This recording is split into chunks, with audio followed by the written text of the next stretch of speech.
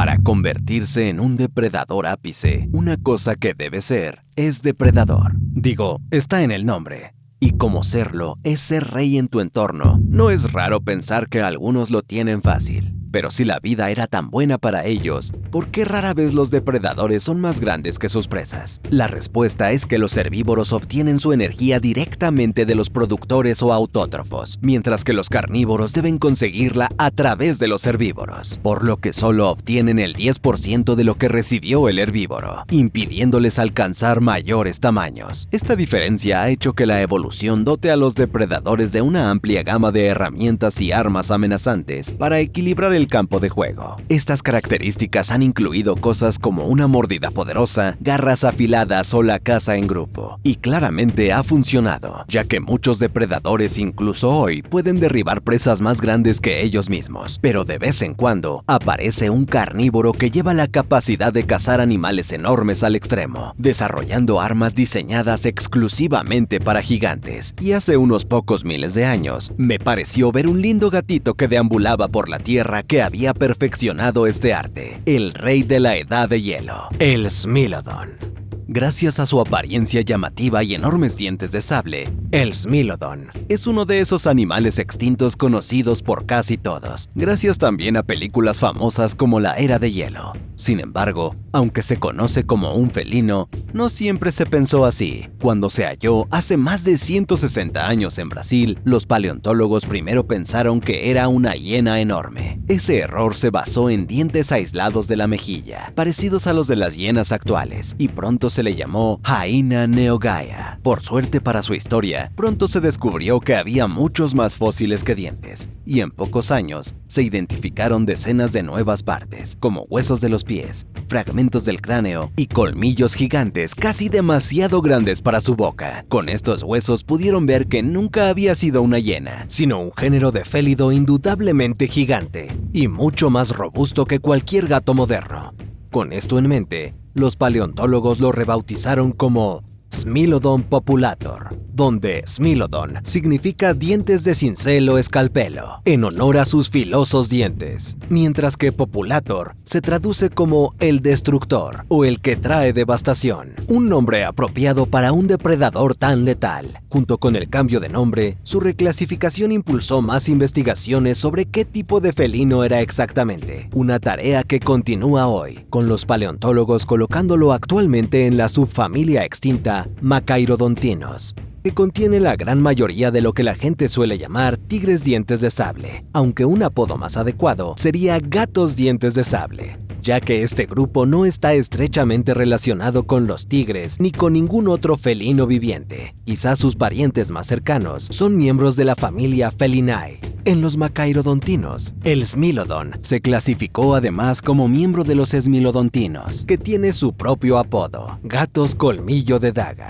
Hasta ahora solo se conocen 5 géneros de este grupo, lo que lo hace bastante solitario. Sin embargo, con el tiempo ha crecido, no por el descubrimiento de nuevos géneros, sino por el hallazgo de nuevas especies de Smilodon, ya que restos antiguos encontrados en Norteamérica fueron asignados a 2 especies diferentes, lo que resulta en 3 tipos aceptados de Smilodon: populator, fatalis y gracilis. Si alguna de ellas te persiguiera, probablemente no te interesaría distinguirlas, pero sí tenían diferencias, siendo gracilis la más antigua, habiendo evolucionado en Norteamérica a partir del antiguo Megatherium, hace unos 2.5 millones de años. La segunda más antigua, Fatalis, surgió aproximadamente 1 millón de años después.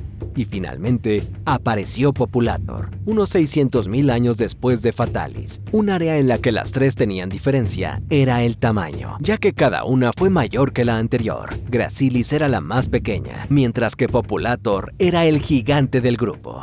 No te confundas, todas eran bastante grandes para los estándares felinos, con ciertos especímenes que convierten al Smilodon en uno de los felinos más grandes conocidos. Actualmente los paleontólogos creen que Gracilis pesaba similar a un jaguar, el tercer felino más grande de la Tierra, mientras que Fatalis era un poco mayor, con individuos de dimensiones de un león, pero mucho más pesados en promedio, debido a su constitución muscular, alcanzando unos 280 kilos, equivalente a los grandes tigres, los mayores félidos, si no contamos híbridos. Y la cosa se vuelve más impresionante con Populator, ridículamente grande.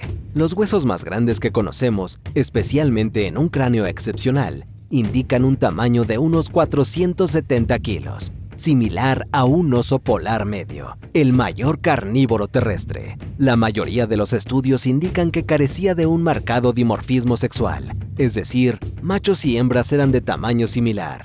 En otras palabras, los grandes ejemplares eran la norma, y dado su tamaño se acepta ampliamente que fueron un depredador ápice en cada uno de sus entornos. Pero el Smilodon no era solo grande. Como se mencionó, era muy robusto, la primera señal de que este gato prehistórico no se interesaría por presas pequeñas. En concreto, tenía huesos muy gruesos y resistentes que en vida debieron estar cubiertos de grandes masas musculares. El hueso del talón era especialmente robusto y además largo, lo que indica que Smilodon era un excelente saltador y probablemente usaba su salto vertical para abalanzarse sobre herbívoros corpulentos. Y aunque nadie sabe con certeza cuál era su capacidad de salto, se ha especulado que podría saltar más alto que el león moderno, que a veces se ha observado saltando más de 4.5 metros. Otra parte bien construida eran sus extremidades anteriores. Naturalmente, todos los grandes felinos tienen miembros anteriores poderosos, diseñados para sujetar a sus presas, pero el Smilodon llevó esto a otro nivel, ya que sus antebrazos eran cerca de un 20% más gruesos de lo que los científicos esperarían en un felino de su tamaño. Esto les daba una fuerza descomunal, mayor que la de los gatos aún más grandes como el león americano. Con sus potentes antebrazos, el Smilodon podía sujetar fácilmente presas enormes, y estaba aún más capacitado gracias a sus garras totalmente retráctiles. Sin embargo, estas garras no eran como las de un león o un tigre. Aunque afiladas y curvas, las del Smilodon eran proporcionalmente gigantescas, como muchas cosas en su cuerpo. Las reconstrucciones han mostrado que podían ser del doble de tamaño de las garras de un tigre siberiano, e incluso más largas que las de un oso pardo Kodiak, que a veces duplican el peso estimado de un Smilodon adulto. Estas garras podrían haber cortado la carne sin problemas, pero su tamaño era más bien una adaptación para sujetar animales grandes, más que para causar daño, ya que su verdadera arma eran sus infames dientes de sable. Estas armas icónicas no son exclusivas del Smilodon, y han aparecido en otros mamíferos, incluso en no mamíferos varias veces a lo largo de la historia. Esto puede hacerte preguntarte por qué el Smilodon es con mucho el animal con dientes de sable más popular, y la respuesta se debe a su longitud. Al igual que sus garras, sus caninos estaban sobredimensionados proporcionalmente, tanto que sobresalían bastante de la boca, algo común en otros gatos dientes de sable, como el Homotherium. Estos enormes dientes podían crecer hasta 20.3 centímetros de largo, convirtiéndolos en los dientes de sable más grandes de cualquier félido conocido. Y no eran solo para presumir, porque además de largos, estos caninos estaban bien adaptados para perforar profundamente la carne. Las puntas eran afiladas y los lados lisos y estrechos, aumentando la fuerza concentrada en las puntas, permitiendo al Smilodon crear heridas punzantes catastróficas. El diseño era tan eficiente que permitía al Smilodon prescindir de una mordida muy poderosa. De hecho, estudios hallaron que solo podía morder con una fuerza de 1000 newtons, 4 veces más débil que la mordida de un león. Y esa mordida débil se reflejaba en la durabilidad de los caninos, ya que cada uno era delgado y frágil.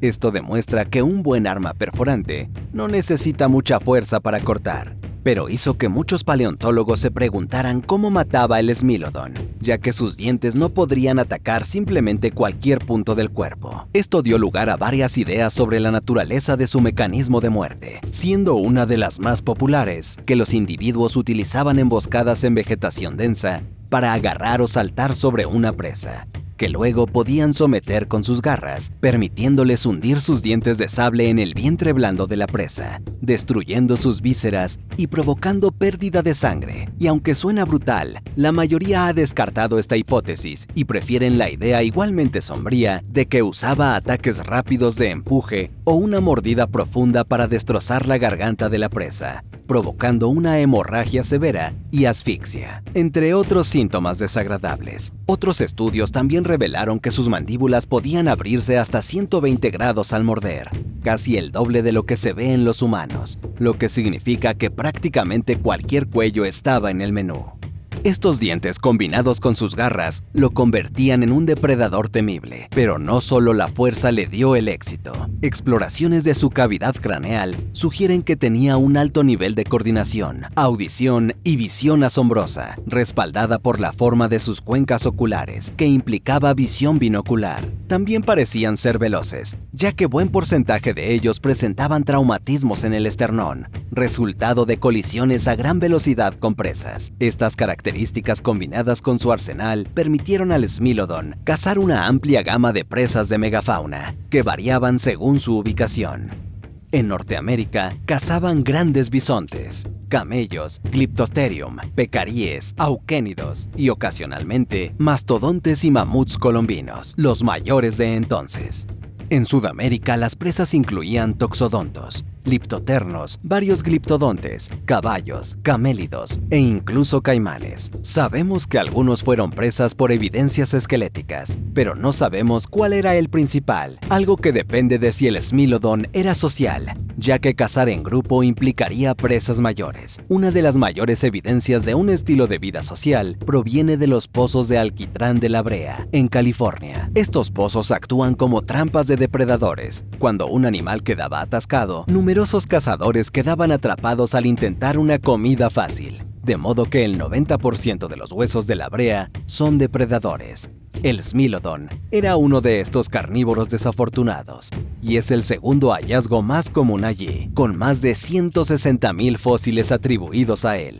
Este alto número ha convencido a muchos de que el Smilodon merodeaba en grupos, ya que en felinos modernos los tipos más sociales suelen responder más a las llamadas de socorro.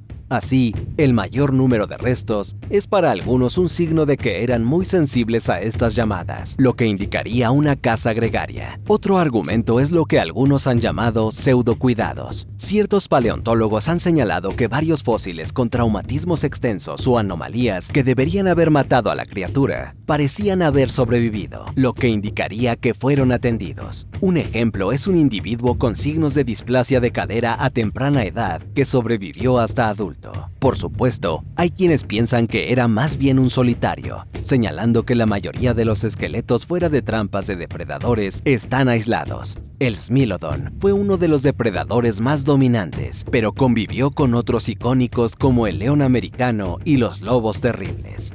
Pues análisis isotópicos muestran que tenían dietas muy similares, aunque los lobos terribles tenían el número y los leones americanos el tamaño. El Smilodon parecía arreglárselas bien, quizá gracias a que sus colmillos estaban siempre a la vista, intimidando a casi cualquier animal. Respecto al león americano, probablemente intentaron evitarse, pero a veces se enfrentaron y cualquiera podía ganar. La competencia con el lobo terrible parecía inclinarse a favor del Smilodon, ya que los restos de La Brea sugieren que los lobos terribles a menudo cedían sus presas a Smilodones, que luego devoraban carne y hueso. También había grandes osos de cara corta, cuyos miembros podían ser más pesados que el Smilodon más grande, algunos del tamaño de un ceratosaurio o un alosaurio medio. Sin embargo, estos gigantes tenían dietas más omnívoras, lo que alisaba tensiones.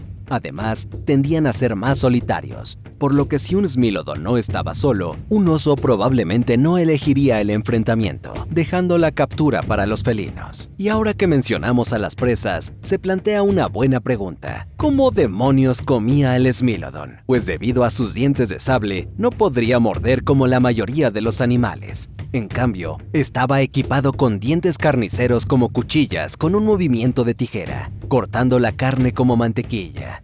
Estos dientes se situaban a ambos lados de la boca, permitiendo a los individuos masticar trozos de carne con la cabeza girada, sorteando los caninos obstructivos.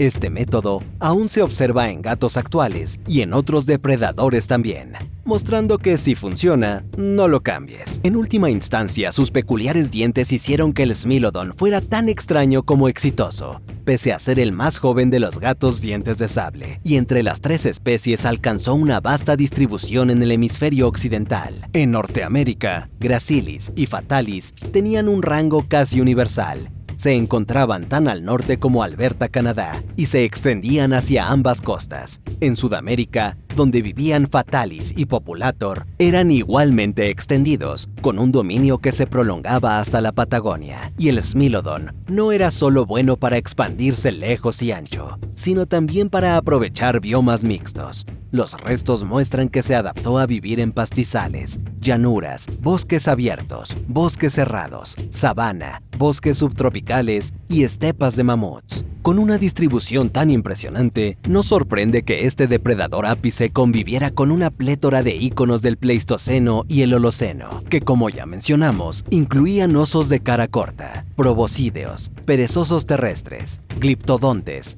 toxodóntidos, camellos, ciervos, caballos, bisontes, aves del terror, otros grandes felinos, varios cánidos, aligatores, serpientes, cocodrilos, caimanes y muchos más. También vivió con otro animal que nos es muy familiar: nosotros mismos. Se piensa que pudimos habernos encontrado con Smilodones hace unos 25.000 años, y como nuestras dietas podían incluir elementos similares, la relación entre humanos y Smilodon probablemente fue tensa.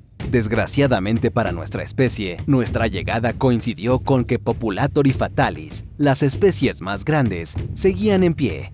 Esto hacía la coexistencia mucho más difícil. Y como se sabe que Megantherion, el felino del que pudo evolucionar el Smilodon, mataba ocasionalmente a Homo erectus, se ha propuesto que de vez en cuando, algunos humanos desafortunados fueron víctimas del Smilodon. Sin embargo, gracias a nuestra tecnología muy superior, los humanos sin duda también acabaron con algunos de ellos. Aún no existe evidencia directa de tales enfrentamientos, pero en 2021, unos investigadores localizaron un petroglifo que parecía mostrar a un grupo de humanos observando a un Smilodon desde lejos, lo que sugiere firmemente que hubo interacción. Por desgracia, la coexistencia entre humanos y Smilodones fue breve, pues en algún momento desde entonces se perdieron en la historia. Los restos más recientes de Fatalis y Populator datan de hace unos 10.000 años, cuando empezó la agricultura en ciertas partes del mundo. La extinción de este dientes de sable está rodeada de debate y misterio. Algunos creen que los humanos tuvieron algo que ver al competir con ellos y provocar incendios que destruyeron su hábitat. Aunque la mayoría coincide en que no fuimos buenos para su población, hay desacuerdos sobre cuánto influyó. Muchos piensan que la pérdida de la megafauna durante la extinción cuaternaria fue el verdadero culpable. A medida que morían muchos animales grandes en Norte y Sudamérica, el Smilodon tenía cada vez menos presas, una maldición de su propia ventaja, pues había evolucionado para ser el cazador perfecto de gigantes, y pronto se extinguió, incapaz de adaptarse a este nuevo mundo sin ellos. Su final marcó no solo el fin de los gatos dientes de sable en el hemisferio occidental, sino en todo el mundo, pues era el último de su familia que había sido rey en el planeta durante más de 20 millones de años. Gracias por ver este video de Zoo Extinto. Nos vemos en el próximo.